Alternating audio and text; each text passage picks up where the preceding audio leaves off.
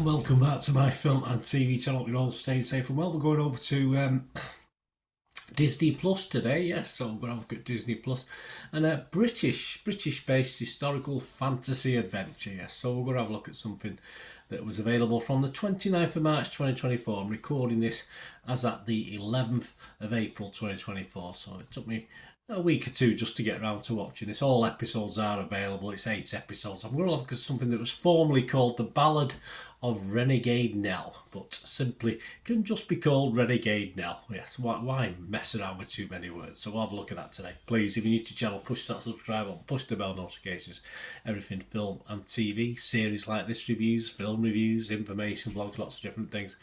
Please feel free to check out the hundreds and thousands of items on the channel, and you will see stuff for my football team, Manchester City, as well. So if you know anyone, if you're not interested yourself, if you know anyone who might be, please give them a kick in my direction. I'll be very grateful. But it's TV today, and it's Disney Plus. British historical fantasy adventure television series written by Sally Wainwright. Yes, Sally Wainwright of Happy Valley fame, Last Tango in Halifax, Scott and Bailey, Gentleman Jack, all my favourite series in fairness. So let's see how this one measured up. 8 episodes between 40-55 minutes. Again, they're all varies. I mean, gone are the old days where they had to fit it into a certain length of time to fit TV. Now they can go do what they want. They don't have to cut out anything if they don't want in the editing room. They can do what they want, and that's why I probably ended up with 8 episodes, because they probably stuck everything in. But we'll talk about the length of it as well. Neil Jackson finds herself framed, or Nell Jackson as well. Who's Neil? That must be her brother, Neil. I don't remember Neil being in it. Nell Jackson finds, it's these new glasses, guys. Nell Jackson finds herself framed for murder and becomes a female highwayman in 18th century England, becoming the most feared highway woman in the country. No, we don't differentiate now. We're just still a highwayman, with the help of a magical sprite called Billy Blind. Yes, his sort of accent really grated with me at first, but I sort of got used to it. Nell realises her destiny is bigger than she ever imagined. Of course it is. It stars Louisa Harland as the main protagonist. She stars as Nell Jackson, the young fugitive. Well, she becomes a fugitive. Adrian Lester is Robert Hennessy, the Earl of Poynton. Nick Mohammed as Billy Blind himself. Bro Bragson as Roxy Trotter, Nell's sister. Enyi Okoronwo as Rassalis.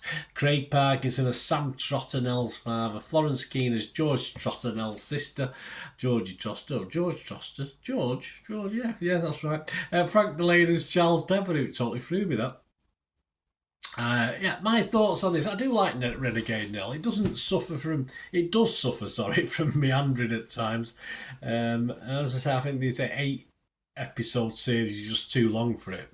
But generally it's okay. It sort of starts very well. I really enjoyed the first 2 or 3 episodes, and 2 or 3 of the others I found a little bit drawn out. But by the end I quite liked it again. But it throws more characters at you as it moves along, but beyond the main cast, it just feels a little like filler at times. And there's the main plot works well. There's tiny subplots as well, but the main plot, of course, is a threat to the Queen of England at some stage.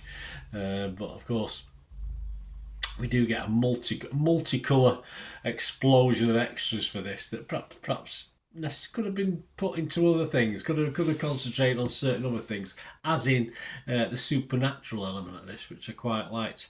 I mean, Nell herself's very watchable, and of course when she does go missing off screen, which she does not a lot, she doesn't go, obviously it does switch to other people, but of course she's the mainstay of it. It does sadly get a little less interesting when she's not on screen, though. I like it when Nell's on screen.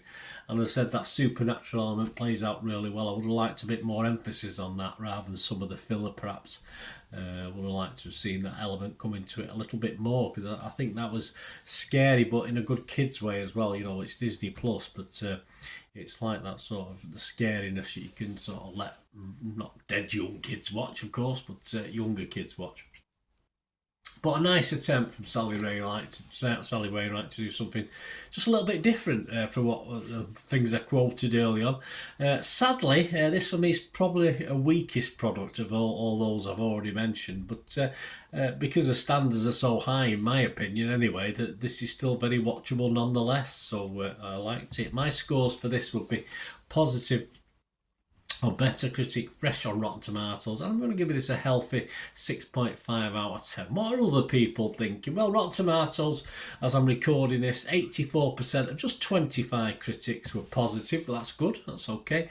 The website's consensus, Renegade Nell has a hero worth rooting for in Louisa Harlan. She is, and even if curiously blurs the lines between family friendly and edgy, yeah, that's what I'm saying, I think it's alright. It's alright for younger members of the family. It makes a spunky first impression. There's a good word, spunky. On Metacritic, it's got an average of 69 out of 100, but again, not masses of critics, just 12 critics. And the be all and end all, this I expect this to drop slightly, but it's going to be hovering around this score. Internet Movie Database, over 4,100 scores and reviews, and it's getting 7.4 out of 10, so a little bit higher, of course, than what I'm giving it. Let me know what you think, guys. It'd be great to hear your thoughts on it. Thanks for watching. Till we meet again. And that's one thing, don't I? Please stay safe, everyone. Bye for now.